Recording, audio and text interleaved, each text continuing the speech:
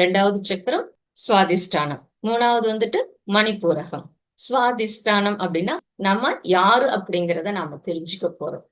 அதுக்கடுத்து மணிப்புரகம்னா எப்போ என்ன பத்தி நான் தெரிஞ்சுக்கிறேனோ அப்ப எனக்குள்ள இருந்து ஆன்ம ஒலி அப்படிங்கிறது வெளிவரும். அதுதான் மணி மாதிரி ஒலிக்கும். இந்த ரெண்டு சக்கரங்கள் ஓபன் ஆனா அப்போ உங்களுக்கு ஒரு கிஃப்ட் ஒண்ணு கிடைக்கும். ஆனந்தம், மிகப்பெரிய ஆனந்தம். இதுக்கு சில நாட்கள் ஆகலாம், சில பிறவிகள் கூட ஆகலாம். நம்மளுடைய பிறவிகள் அப்படிங்கிறது இல்லாம செய்து கொள்ள முடியும் இந்த ஞானத்தை நாம புரிஞ்சு ஃபாலோ பண்ண ஆரம்பிச்சோம் அப்படின்னா. சோ இங்க வந்துட்டு என்ன சொன்னாங்க, சக்கரங்கள் ஓபன் பண்றதுக்கு நான் உங்களுக்கு உதவி செய்ய போறேன் அப்படின்னு சொல்லிட்டு. இந்த சக்கரங்கள் ஏன் மூடிக்குது அப்படின்னா, இப்ப பறவைகள் வந்துட்டு அழகா பறந்துட்டு இருக்கோம். ஒன்னா இருந்தாலும் சரி, கூட்டமா போனாலும் சரி, பறந்துட்டே போயிட்டு இருக்கோம்.